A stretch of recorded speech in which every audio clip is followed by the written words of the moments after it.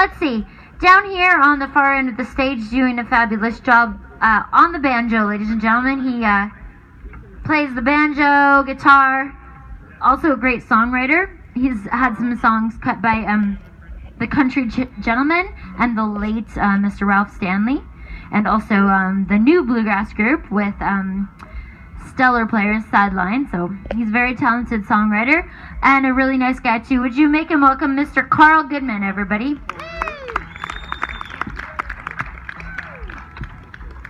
And all the way on the other side of the stage, doing a fabulous job on the upright bass. He is a fantastic musician. He, ladies and gentlemen, played with the National Ballet of Canada, the Toronto Symphony Orchestra, all kinds of Broadway musicals, shows. Anyway, he's a very talented musician and also a great teacher. Would you give it up for Mr. Peter Pavlovsky? Pita. And then right here, standing next to me, this dude in the pineapple shirt.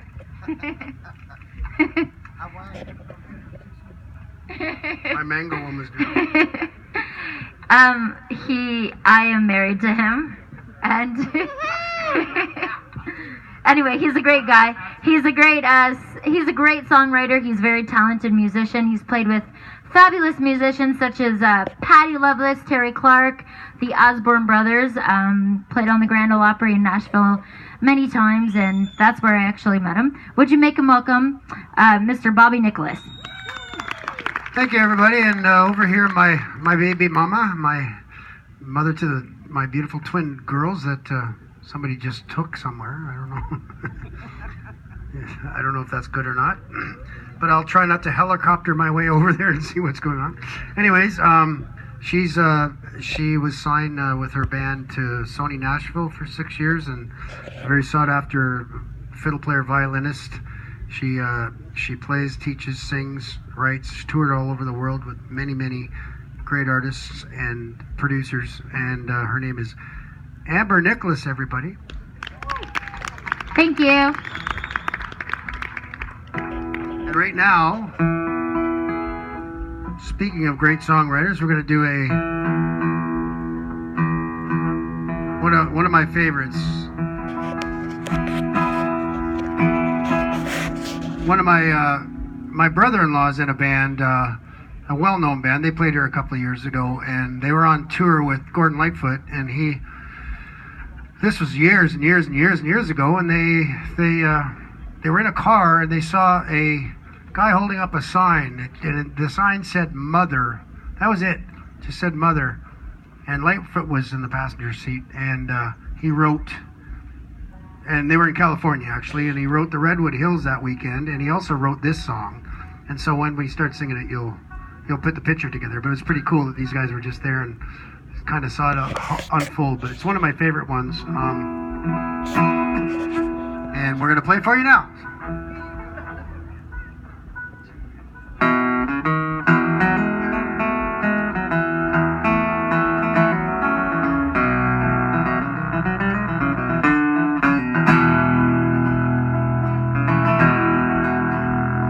He was standing by the highway, a sign that said Mother. He seen the traffic coming about a half a mile away. So he held the sign up higher, so no decent soul could miss it. It was 10 degrees and colder down by Boulder Dam that day. He was raised up in Milwaukee. Oh, he never was that famous. He was just a road musician. To the taverns he did go, singing songs about the rambling, loving girls and gambling. How the world fell on his shoulder back in Boulder, I don't know.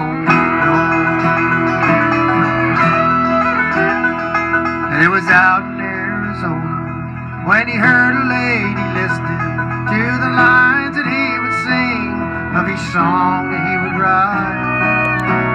So they sat down at her table talked about the weather, 98.6 and rising down by Boulder Dam that night. And she told him she would take him for a ride in the morning sun. Back in Boulder, he had told her, I don't know when I've had a better friend.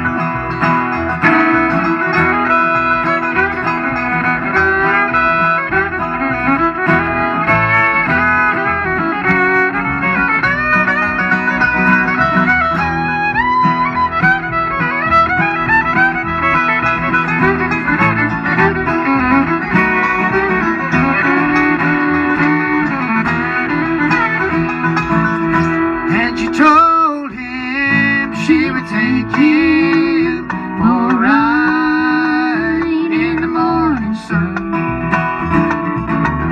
Back in Boulder, he had told her, I don't know when I've had a better friend. Now he's traded off his Martin, but his troubles aren't all over, for his feet are almost frozen in the sun, sinking low. Won't you listen to me, brother? If you ever loved your mother, won't you pull up on the shoulder if you're gonna walk away? It's 10 degrees and getting colder down by